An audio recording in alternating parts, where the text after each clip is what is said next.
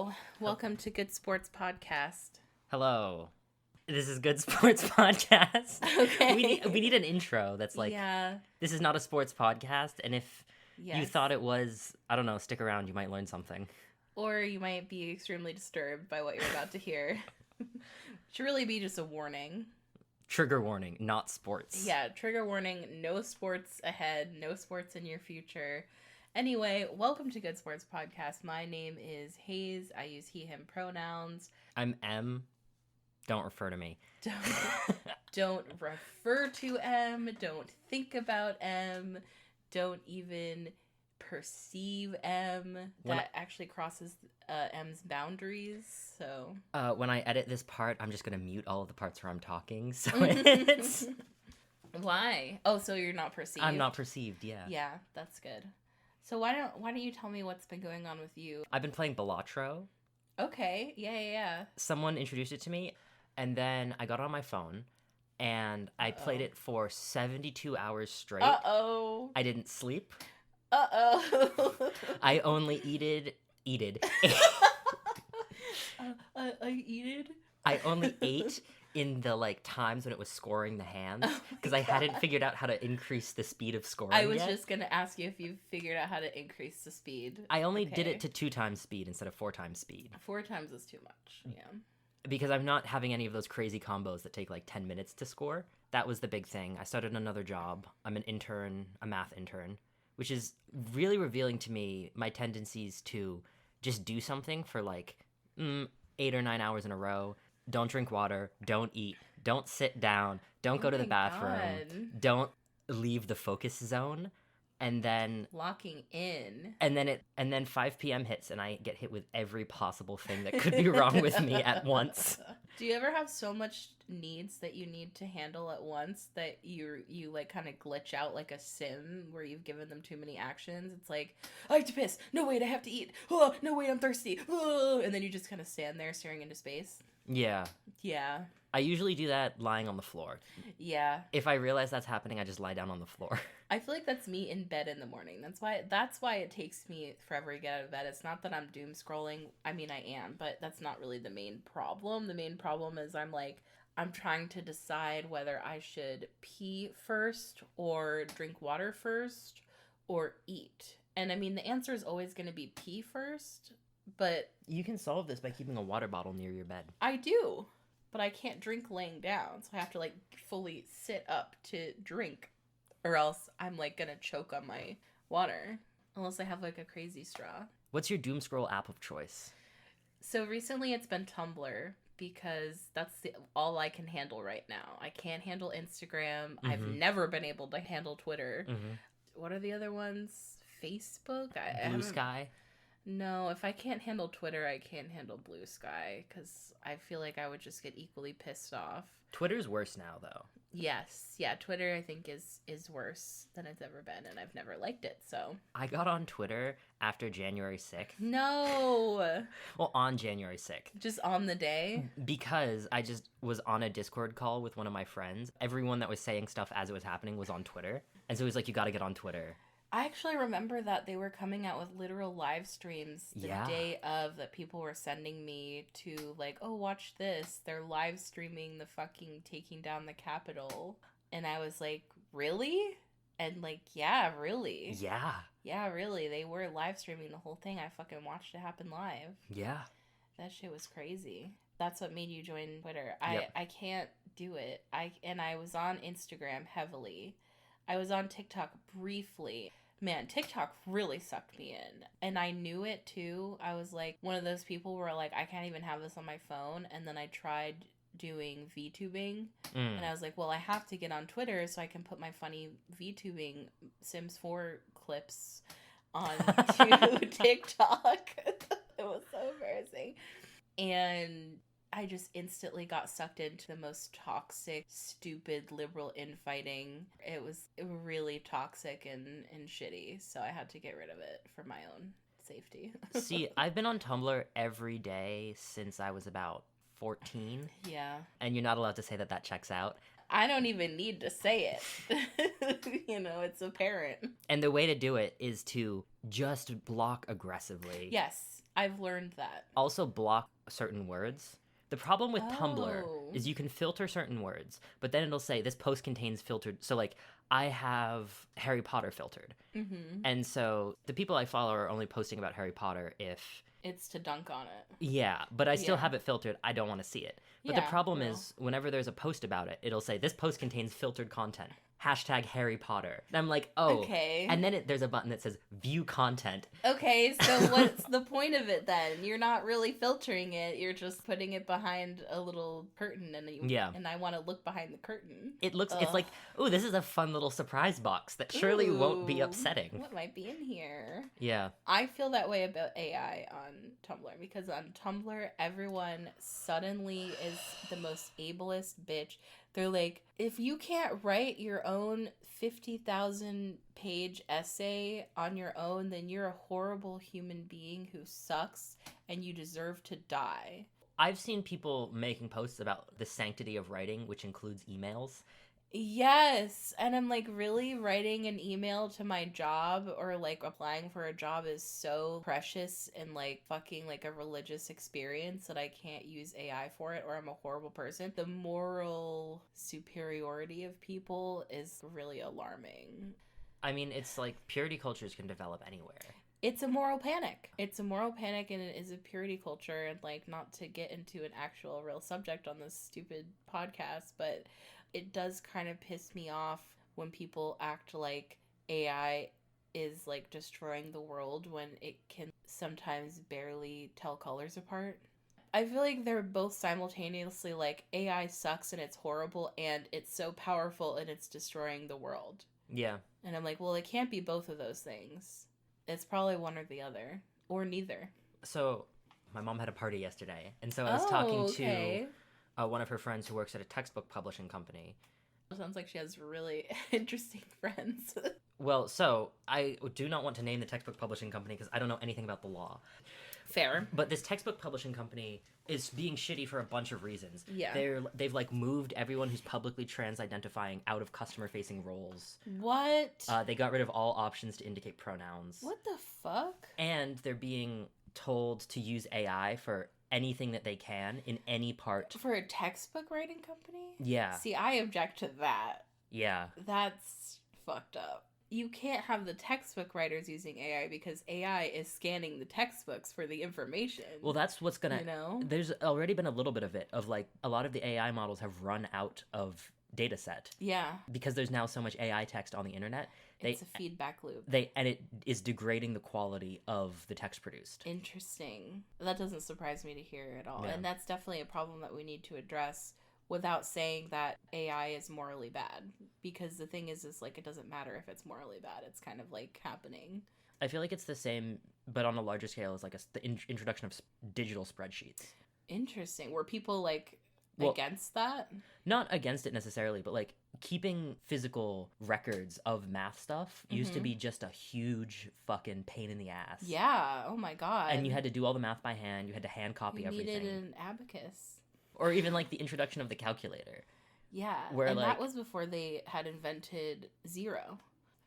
Yeah. When Texas Instruments came out with the first calculator in the like 70s and 80s, there wasn't a zero button yet. The 1470s. There wasn't a zero button yet. That was a new invention. In my day, we did math without zero, and we were just fine with it, and we didn't complain, you know? Yeah, I bet when they first came out with handheld calculators that students could have, people were like, this is going to make people so stupid, and no one's going to actually learn anymore, and that's what happened with the novel, and the printing press, and television, and it's like, when are we going to learn, man? It's just so exhausting to me. I think the fundamental curse is that we're never going to. Yeah, we're always going to think that society is degrading all the time. And maybe it is, you know? I'm just along for the ride, man. Anyway, tell me about your mom's party. So she had a birthday, and she was like, I don't want anything. I don't need anything. The thing I want / need from you is to make this party happen. Okay. She was very straightforward with you. Okay. And so... And yet you did not invite me. That's interesting. That's very interesting. I could have come out of the cake. You know? She'd be like, who are you? Oh, right. My son's improv friend. And so, well, she was very much like, I need a theme. Because the theme of her last party was poetry writing. That's a horrible theme for a party. I'm Everyone, so sorry. Everyone enjoyed it. They wrote a collaborative poem together. That's so fucking lesbian. I'm sorry. Uh-huh. Well, yesterday I made so the theme was pasta shapes. And one of the activities was, which pasta shapes do you think are the gayest? Cavatappi. Say more. Because it's all swirly and it's rich for your pleasure, you know? It really holds the sauce, you know? I think spaghetti, because it's so straight, it's got to be compact. Oh, okay. So you're like, it just goes back around. Yeah.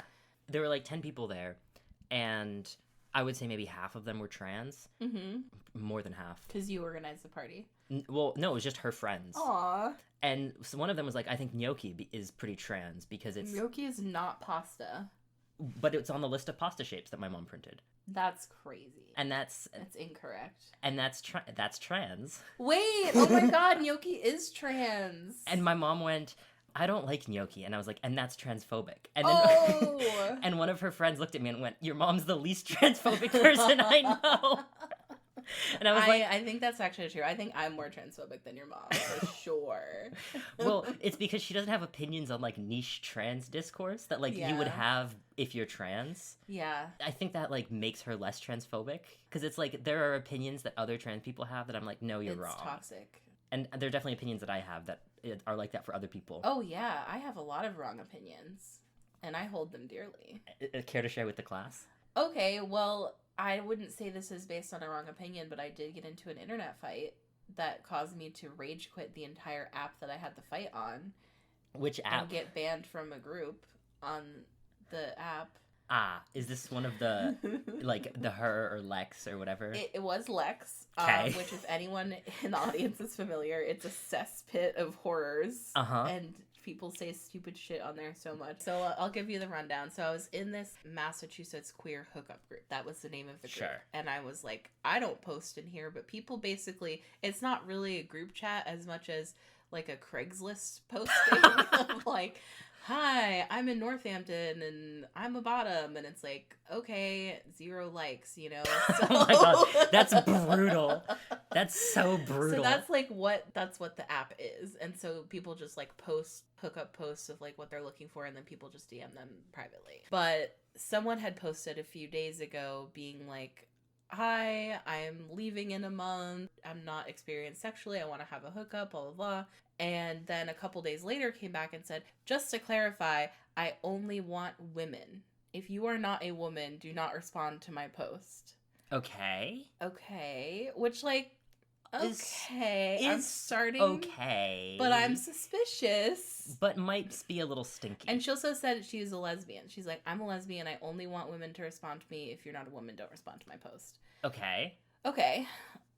So then someone else responded and was like, hey, just to check in, you do mean trans women too, right? Like, what do you mean by women? Like, say what you mean. What are you saying that you prefer here?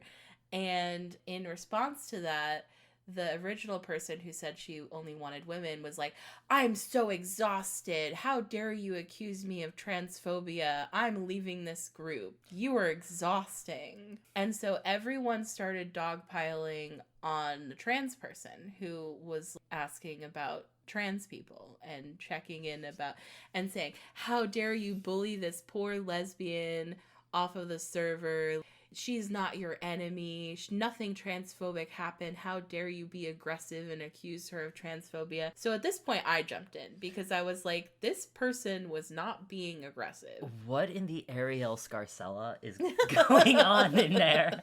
It was literally, and then everyone started dogpiling on me. Every single person was white. Every single person was either cis or she, they. I'm sorry. So it ruined my day.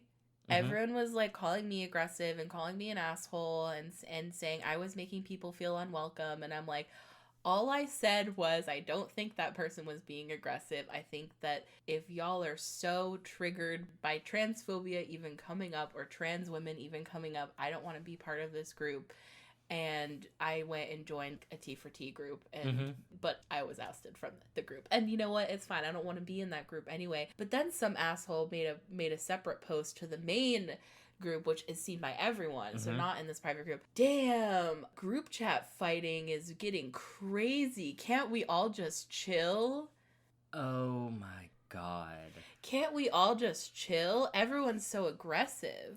We need to go back to chasing cis people through the town square with pitchforks and torches. I'm like, and not even cis people, but like TERFs and TERF defenders. If you are defending TERFs and not the trans person in this, Oh, yeah. you're wrong. Yeah. Like, you're just instantly wrong. Mm-hmm.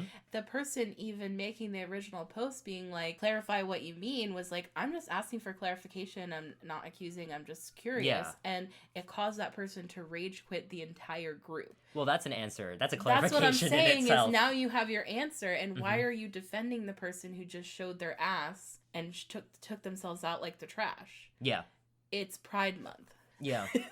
Yeah. Not to say, but we're recording this during Pride Month, and like, anyways, I want to hear your opinion about she/theys. Well, my Because they're opinion... a fucking menace. I'm sorry. My opinion is like... So, in college and after, I tried joining a lot of like trans and non-binary groups. It was a lot of the time non-binary groups and me. Yeah.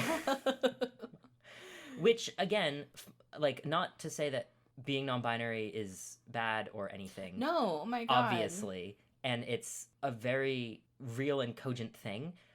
But it's such a radically different experience that I was going to these being like, how do I get on hormones? Yeah, let's talk about gender dysphoria. And they're like, what? And they're like, the gender binary is something that, and at that point I was like, I am a trans man. I don't have any complicated gender feelings. Yeah, it's like at that point you're like, I'm a binary trans person. I need hormones. I need top surgery. I need top surgery. Yeah. And I need to somehow soft launch my voice dropping to my grandma across a language barrier. Yeah. It's obviously those kinds of groups are geared towards the majority of the people who show up. Or non-binary people who have no plans on medically transitioning. Which is also fine. Which is, again, also fine, but it's that's like... a different experience. Yeah. And so I think it's good that gender is becoming more expansive for the average person.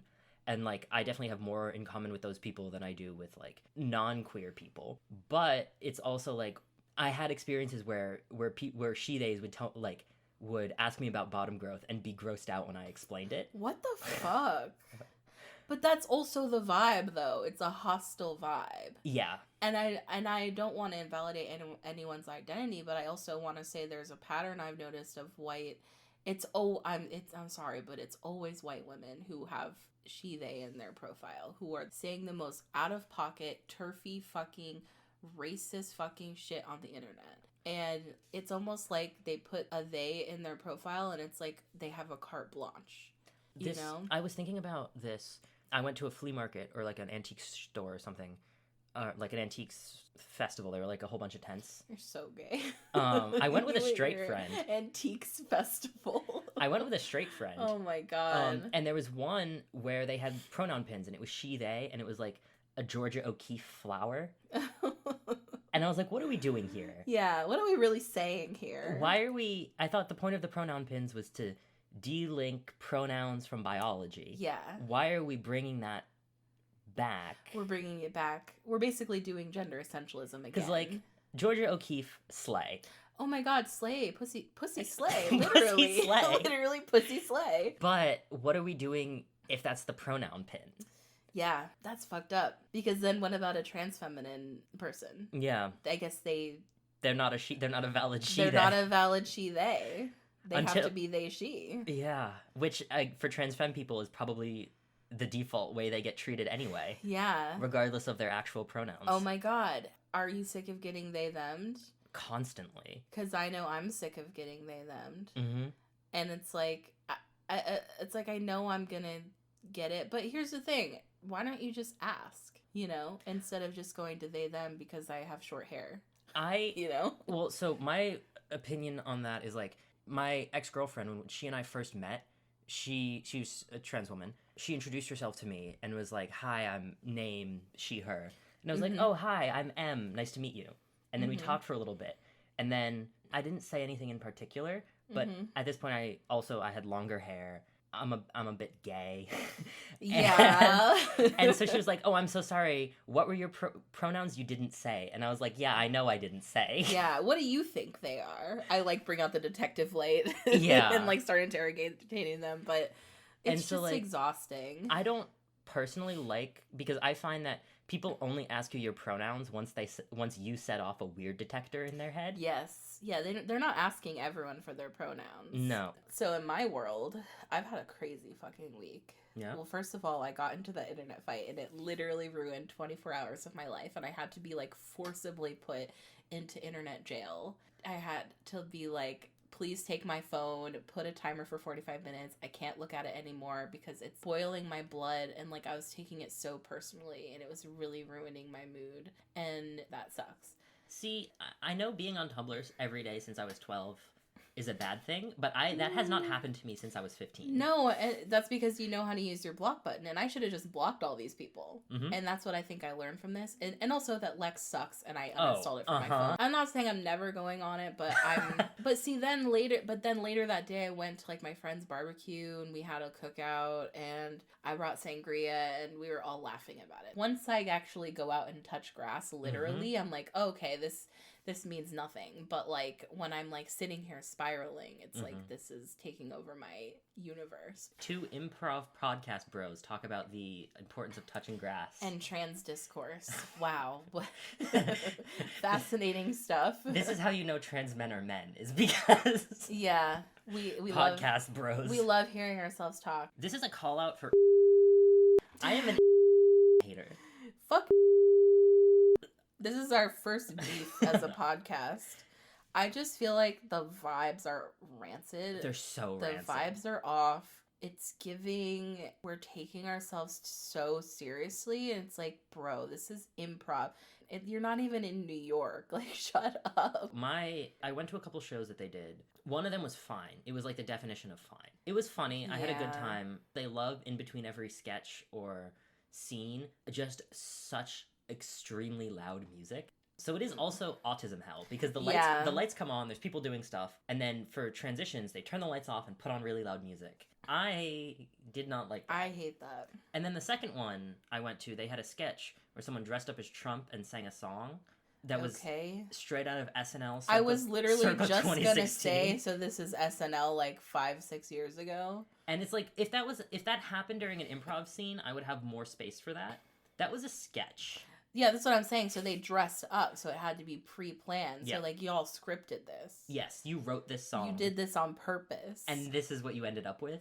I'm more okay with bad improv than I am with bad sketch. I 100% agree. 100% agree. Because I'm like, bad improv, fine. It's low stakes. It's not hitting, move on. Mm-hmm. You know what I mean? But if you did a bad sketch, you have to carry that shit through to the end because you wrote it ahead of time. Yeah. And it's embarrassing. It's also like improv, okay, it's bad. You had 5 seconds to think of it. Sketch, you had like a week. Or more. Or more. Yeah, you thought way too hard about this. I don't want to like talk shit about anyone and like be rude, but I just feel like the vibes are not welcoming. I didn't get the vibe of everyone is welcome. I didn't get the vibe that I would be. It's kind of like, I don't know, are you a theater kid? No. Okay, just kidding. Because I was going to draw the parallel of like there's certain theater environments where like they act welcoming, but then someone like me shows up who's like fat, not white, trans, and it's like, oh yeah, you can be in our show, never get the lead role. I'm cast as like someone's fat grandmother every time. Brutal. I'm like, oh yeah, you can be the old fat woman every time, or like you can do tech. And it's like just an environment of you're taking yourself too seriously. Yeah. I don't know, did you also get that? That's kind of what I was talking about with I don't like them. I sort of, yeah. It was very much like they catered for a different crowd. Yes, for sure. They cater to people who are like visiting Boston to drop their kid off at college. And they also cater to like the Boston liberal. Say more. The average Bostonian is like Irish. Or Italian. And like, you know, left of center for sure. For sure. But barely. But also like you had the queer vegan pirates bit. Yeah. That came back a couple times. And that I think was great. And really worked for the audience that we had of people who came to our show and our troupe in general. versus like that kind of thing it would not land. Yeah. It would not. They'd be like, what's wrong with being vegan? Yeah. You know, that kind of attitude. And also, this is the other way I can tell when I'm doing improv with someone whether or not they can hang is if I'm playing a character who has been established to use she, her pronouns. Mm-hmm. And if the other people in the scene can keep with that or not. Uh-huh. And the answer varies. Yeah. I feel like I can tell when people, like, there's certain people who will always immediately assign a she, her pronoun to me. Because I have titties. And also because they knew me before. Well, you know what? No, they didn't. I was always they, them. I was never she, her. It's like, where are you getting that? But I also understand that I do have a feminine presence. But still, my pronouns are he, him, and it'd be nice to be cast as a male character instead of like every time I walk on stage it's like, oh, she, her again. But I did get cast as a dad, and I was actually going on playing a mom when I was playing our improv teachers. Yeah. Oh, I remember. For context, we did a montage. We bullied him so where we bad. Reenacted our improv teacher's childhood. Except we all had really bad Italian accents. He doesn't even have an Italian accent. He's American. Yeah. Well, can I tell you about some like stuff that happened to me this week? Yeah. My best friend just moved here from Florida. He got into the car to drive here, and his cat, within the first 10 minutes, pissed on him and shat on him twice. Oh no. In the car. So that was how that journey started. I think like 3 days before he was about to leave to move up here to Massachusetts from Florida, I realized that I have romantic feelings for him, so that was really inconvenient. And I was like, oh, fuck. I had ulterior motives this whole time. I mean, getting out of Florida is a good idea regardless. He needs to get out of Florida. He was having a really hard time being in Florida as a trans man. Yep. We have been through so much together, and I just was starting to realize, like, oh shit, do I have feelings for this person? And now that, like, we're not going to be thousands of miles away from each other, like, maybe that's a thing. But I was like, okay, I can't say anything because I don't want him to, like, move up here and then immediately soft launch a relationship. You know what I mean? That would be shitty. Yeah. You know, you've got to hold on to that for a while. But here's the thing about me is when I have to hold on to anything, my butthole clenches. And it's so obvious that I have something to say that I'm not saying. But I was like, this time I'm really not going to say anything. And I'm going to like keep it 100, keep it. And now he can never listen to this podcast. But wait, there's more to the story. And of course, when he was here, he was like staying here with me before he moved into his new place, and we were sharing a bed. Okay. So, and I mean, we've had sex before, so. Okay. I mean, it's whatever. And so we're in the car on the way to the cookout that I was telling you about, and he was like, I have something to say. Oh my god. And he was like, I'm feeling a romantic vibe between us. Do you feel that? And I was like, I'm so glad you fucking said something, because I was waiting to say something. And he was like, yeah, I could tell. You did such a bad job. I'm like, I'm like over here T-posing in the corner, like, would you like any iced tea? Like, I'm just being totally normal. So yeah, that's what has been going on with me. And like, I don't slay. I mean, we already basically act like we're dating, so I feel like no one is really surprised. Like, I told my other best friend that I had feelings for him, and she was like, oh, I thought that was already established. And I was like, oh, okay, fuck. Slay. I'm just scared because we've been really close friends for 5 years. Like, we went through some shit together. 2020, yeah. We were, not just 2020, but we were living on a commune together that was locked down. Gotcha. That was locked down and becoming more cult-like by the day. I can't decide if that's gayer or if the autographed Tegan and Sarah poster. Yeah, we're currently recording this in my bedroom underneath a giant wall-sized autographed Tegan and Sarah. By both Tegan and Sarah. And it's framed so that it doesn't get damaged. I can't decide which is gayer. It's all equally gay. So that kind of like threw me for a loop, and that's kind of why I'm like, am I in an alternate universe right now? Like, is this real life? It's too good to be true, so I'm pretty sure it's going to ruin our friendship and we're both going to die. Well, there's life after ruined friendships. I can't have this friendship be ruined. This is like my best friend. I know. There's life after ruined friendships. I know. It sucks.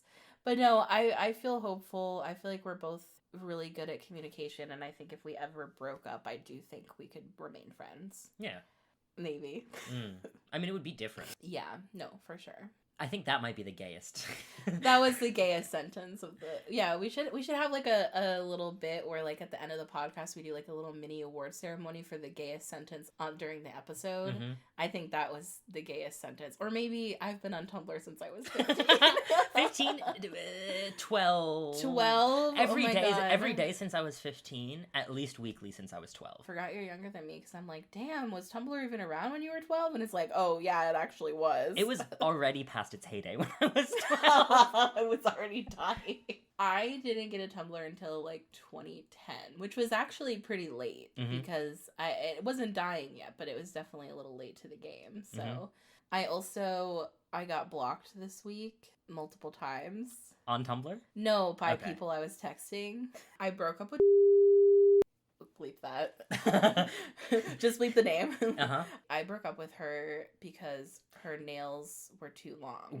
Was this the New Hampshire person? Was this the the person you talked about the first time? Yeah, the one who I was like, we spent 6 hours together. Yep. And then I said, "Can you go home?" And she was like, "Oh, you're ending our date early." Mm-hmm. That person. Yeah. I'm like, we're not compatible. And the thing that you blamed the breaking up for was the long nails? No, I didn't say anything about the nails. What I said was, I'm going through a lot right now. I think I need to take a break from dating, which is not 100% true. But I guess what I really meant was I need to take a break from dating you, but I didn't want to hurt her feelings. Blocked immediately. No response. That's fair. Yeah. You know, I feel like she doesn't owe me anything. We went on 2 dates. We had sex 2 times. It's whatever. You know, she was a sweet person, but she also like complimented me way too much. And I was just suspicious of that. You know what I mean? You need someone to be a little bit mean to you? I do. I actually do. I need someone who's like, you smell bad. But just people, when you smell fine walking up to you and being like, you smell bad. No. I mean, when I actually smell bad, I need someone to tell me that I smell bad. I need someone to tell me when I look bad. You know what I mean? I need someone to like put me back in my place because my ego's already so high that like I really need someone to take me down a peg or else it's not going to work. So she was just a little too and I mean if she had just cut her nails, I feel like I could have made it work, but she wouldn't cut her nails. That relationship wasn't destined for the long run anyway. No, I mean I literally had her at my house. I put the nail clippers on the counter in the sink in my bathroom and I said, hey, I just wanted to let you know I left some nail clippers in the bathroom in case you wanted to use them because of what we talked about earlier. And she said, oh, okay. Came out of the bathroom without clipping her nails. And at that point I knew it wasn't going to work. I would think you would have known it wasn't going to work after the 6 hour early date comment. Yeah. Well, that was that same day. Oh, I see. So it hadn't happened yet. But Gotcha. then after that, I was like, it's really over. But so yeah, I broke up with her. That's fair. Then there was someone I was sexting for 3 weeks. And I'm like, after the 2.5 week point, I was like, are we going to meet up? And then they were like, oh my God, it's my step cousin's christening. I can't meet up. And I was like, what the fuck? If you would rather go to your step cousin's christening than have sex with me, I don't think this is gonna work. Christening happens when you're a baby, right? Yeah. Step cousin's not gonna remember. That's what I'm saying. Like, he doesn't give a fuck. Like, let him get christened. You know what I mean? Either you're really into Catholicism. I don't even know. Because that's also not a second beef starting with the Catholic Church. No, fucking go off, King. Like, anyone who's really religious, especially really Christian, isn't sexting on a queer... If you are sexting on a queer thing, that's its own red flag. And if you're that invested in it, like, people have different relationships to their family, so maybe it's like a big family thing, but it still is like... Yeah, couldn't you just say you were busy? Yeah. You know what I mean? Like, these things aren't planned that far in advance because it's a baby. Yeah, it hasn't even been born until recently. So yeah. I don't know. I feel like I was basically like, well, I'm only interested in continuing to talk if you actually want to meet up. And then they were like, I'm free next Sunday, and then blocked me. Interesting. So those two, not really my bad. I've free on Sunday, questioning the Christianity. Yeah, I'm like, okay, wait, so you're not going to mass? Like, hello? And the dirty things this person was texting me. Also, I have no idea what kind of equipment I would be working with. I asked for a nude so that I could determine what kind of equipment I was working with, and I still couldn't tell. It was more of the mystery that was intriguing me, you know? Mm-hmm. So I feel fine about being blocked by that person, because I think they were flaky. But the third one, Now that was my bad. I'm going to tell you. Okay. And you're going to see that I'm the problem here. So there Okay. is someone who is a trans man that I met to be fair, I did meet him at a kink event and we were flirting, okay? So there was a sexual context, but I didn't feel super compatible because he's very submissive. And he was like, I'm a switch. And I'm like, yeah, I'm not getting that vibe, you know? But, like, we were really drunk. We were all hanging out. I was playing with his hair and gave me his number. And then I said, hey, what's up? How have you been? Immediately followed by, I'm starting an OnlyFans for fat trans men. Would you be interested in being a part of that? Blocked. That's your bad. That's my bad. That's your bad. I really should have eased into that one. That's so your bad. That is 100% my bad. And then the reason I found out I was blocked is because after 2 days of no response, I sent a follow-up text and I was like, I'm so sorry. I made you uncomfortable. I'm working on my social skills. And it was blocked. Yeah, I agree with him on that one. No. He was right to block me. 100% I was in the wrong there. But hey, 2 out of 3 ain't bad, right? Well, but at a certain point, it's like, how are you finding these many people to get blocked by? That's when you gotta ask, what's the common denominator? And I think it might be me. It might be you. Like, when you're blocked 3 times in 1 week, yeah, you start to really question your motivations as a person. But then your best friend admits romantic feelings for you and you kind of get distracted. So fair. So yeah, it's been one hell of a week. I live such a small and boring life, which is amazing for me. I would say I'm jealous, but I'm kind of not. I was having life with so much drama in it for so long. Now it's just like, the big thing is like, I'm about to move to France. Yeah. And so that's sort of like, I don't have time for petty social drama. See, I would be the opposite. If I was moving to France, I would get into so much beef and cause so much drama and so many problems for people and then leave the country. Well, but for me, it's like, I would much rather spend my time like reconnecting with people before I leave and like seeing people who I haven't seen in a while, who I probably will never see again. Yeah. You know how people say like when they go on tea, it makes them more gay? Mm-hmm. I'm sick of hearing this narrative. I think it's making me more lesbian. So I had this experience. So God bless my ex-boyfriend, who is definitely not trans at all. Oh, okay. Clocking. This is when I was still in my like, I'm a trans man, nothing complicated, just a man era. This was when I started to leave that. He was like, yeah, I think I'd be okay with he's a cis man. I think I'd be okay with thinking of how to conceive of this relationship as a lesbian relationship. Egg. So yeah. Is he still... Yeah. Okay. Well, this is also informing a lot of my opinions about like she-theys, because he was like, I want to start using he-they, but I don't feel like I've suffered enough to earn it. Oh. And I'm like, baby boy, you should be they-theming. Oh, yeah, just go straight for she-her. Come on, let's just skip a step here. This is also a person who said that if he was offered estrogen at a party, he would take it. Egg. He hasn't realized that cis people don't think about this shit. Cis people don't think about trans people. Cis people don't think about being trans. They don't know about HRT. I learned this when Googling, because apparently straight cis men take testosterone. Yeah. So every time I try to Google something about testosterone, like, I mean, and for trans men, but it's always like for cis men, or cis women sometimes take it, like during menopause. Yeah. So I have to like be super specific, and I'm like, I guess this is just not obvious. And like, it's like, yeah, most people aren't trans. Crazy. Most people don't think about being trans ever. Well, that's starting to change. I think that that's actually just the loudest people. Most cis people, who is most people, who are not, most cis people who are not queer, which is again, most people in the world, in America, they don't give a shit about trans people. They barely know what that is. It doesn't cross their mind on a daily basis. And the people who are obsessed with trans people are the huge minority. And they're just really mad about it. Yeah. I wonder why. I'm going to end, I have to head out soon. But I'm going to end with a story that I heard yesterday. So one of my mom's friends has an X on her passport, like as the gender marker. And she was traveling back in January when all of the guidance was super unclear. And so she called the State Department which is what you're supposed to do. And someone on the other end like picked up the phone and said, I legally can't tell you anything. I'm going to read you the full guidance for what to do if you have an X on your passport. And then he's like, pulls it up and he's like, okay, it's loading. And he's like, all right, I'm just going to read you what it says. And it loads and he goes, there is no further guidance available on this topic. And then, so she still travels. I think she goes to like Italy or something. And she comes back. And as she's trying to get back in the country, the border guard looks at her passport, looks back at her and goes, so you have an X, huh? I heard about this. You're my first one.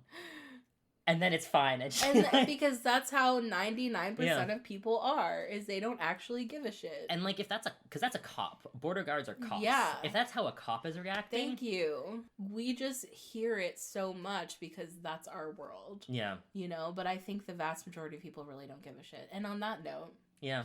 Knowing that the vast majority of people don't give a shit. I hope that comforts you. You could say they're good sports. They're good sports about it. Come on. I think most people, like, coming down to humanity, most people are actually good sports about most things. Yeah.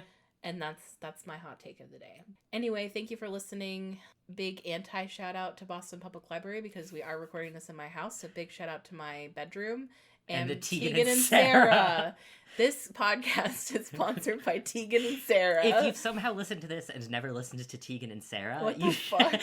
you should check them out. I hear they're pretty good. You should check them out. Listen to The Con. That's my favorite album.